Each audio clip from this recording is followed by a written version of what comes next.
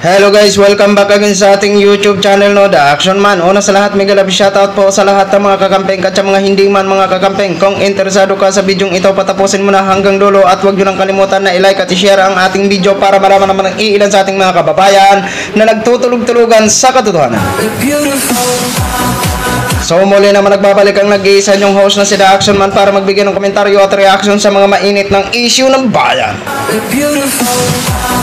So ito ho mga ka-action, mga kakamping no, may gusto lang ho ako na i-share sa inyo at malaking sampal at insulto ho ito sa naging pahayag ni Vice President Sara Duterte.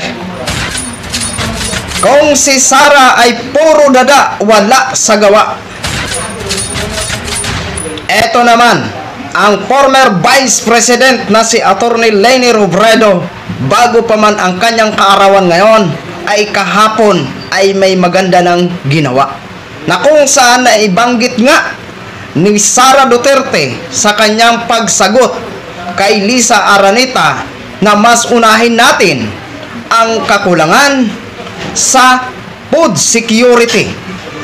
Ito yung sinasabi natin, si Sara puro plano pero kulang sa gawa, di ba? Si Atty. Leni Robredo, pinaplano pa lang, pero ginagawa na. Di ba? Malaki na naman itong ka-insultuhan dito sa ating Vice President. Sus, Maria Josep, nakakahiya na ho. Di ba? O, ito naman ho, mga ka-action, mga kakamping. Bukod sa classroom, bukod sa mga dormitory, bukod sa mga pabahay, eto na naman another project, di ba? Kung natatandaan ho natin sa isang speech ni Atty. Leni Robredo sa UST College ng Santo Tomas, Batangas, ay nabanggit niya nga ho ito. Eto na po pala. Basahin po natin ang naging caption po, mga caption. Ayan. Ano yan? Eto. Para naman lang sa ganun matauhan ito si Vice President Sara Duterte na huwag siyang puro dada kung hindi gumawa. Ito. Angat buhay training facilities to raise in Naga City. Kahapon pinangunahan ni Atty. Leni ang groundbreaking ceremony ng Angat Buhay Food Security Training Facilities na magiging bahagi ng nutrition support na ibinigay natin sa mga mag-aral na kabilang sa ating bayan ko, teacher ko, literacy remediation program. Di ba?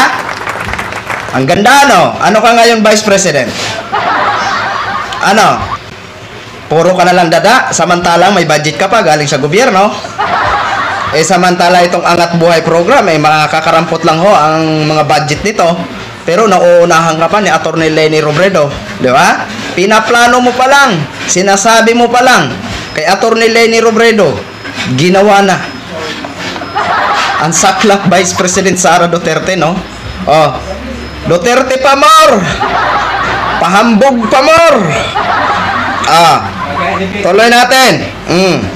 Through the training facilities and demo farm, we intend to capacitate the parents of enrolled BKTK beneficiaries in community gardening and nutrition food preparation para siguruhin na patuloy ang nutrisyon ng mga bata kahit matapos nila ang 6 months program. Maraming salamat sa ating partners, Raise Angat Buhay Hunger Philippines. Di ba?